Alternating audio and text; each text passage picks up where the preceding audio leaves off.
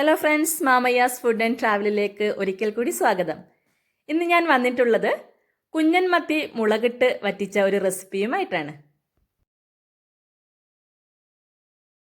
ഇതിന് വേണ്ട ഇൻഗ്രീഡിയൻസ് എന്തൊക്കെയാണെന്ന് നമുക്ക് നോക്കാം. ഞാനിവിടെ 600 ഗ്രാം മത്തിയാണ് എടുത്തിരിക്കുന്നത്. മുളക് പൊടി, കാശ്മീരി ചില്ലി പൗഡർ, ആവശ്യത്തിനുള്ള ഉപ്പ്, മല്ലിപ്പൊടി, മഞ്ഞൾപ്പൊടി, വെള്ളുള്ളി പേസ്റ്റ്, വാളൻപുളി, തക്കാളി, പച്ചമുളക്, ചെറിയ ഉള്ളിയാണ് ഞാൻ എടുത്തിരിക്കുന്നത്. വലിയ ഉള്ളി വേണമെങ്കിൽ ആവാം, കുഴപ്പമൊന്നുമില്ല. പിന്നെ അതുപോലെ ചപ്പുകൾ, മല്ലിച്ചപ്പും കറിവേപ്പിലയും. ഇത്രയും സാധനങ്ങളാണ് ഇതിനു വേണ്ടി എടുത്തിരിക്കുന്നത്.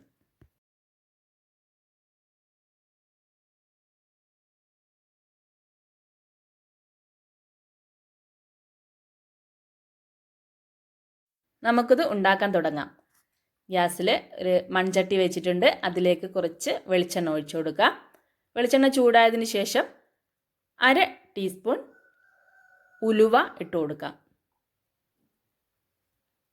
ഉലുവ നന്നായി മൂത്ത് വന്നിട്ടുണ്ട്.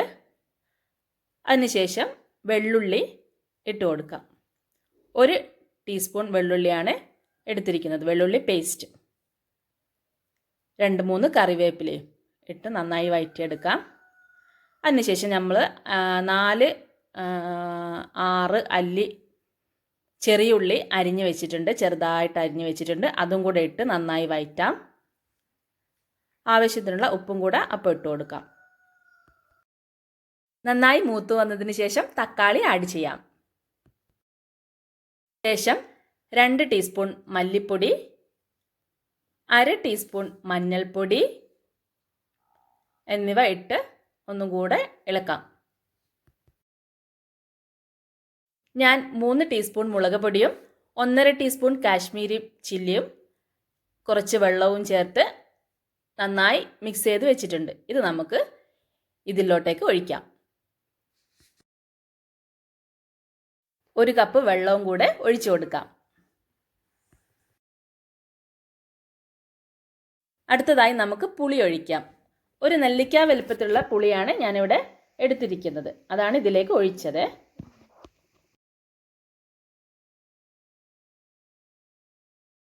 ഇതെല്ലാം കൂടെ നന്നായിട്ടൊന്ന് വെന്ത് വരട്ടെ.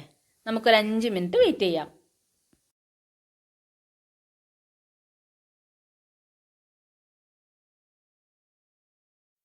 അപ്പോൾ നന്നായി വെന്ത് വന്നിട്ടുണ്ട്. നമുക്ക് മെയിൻ ഇൻഗ്രീഡിയൻ്റ് ആയ മത്തി അതിലേക്ക് ആഡ് ചെയ്യാം.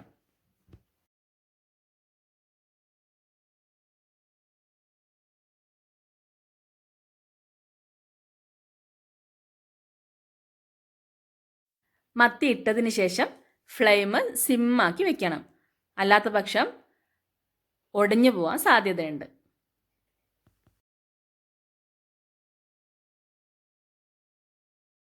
കുറച്ച് മല്ലിയിലയും കറിവേപ്പിലയും കൂടെ ഇട്ട് കൊടുത്ത് 10 മിനിറ്റ് നേരം അടച്ചു വയ്ക്കാം.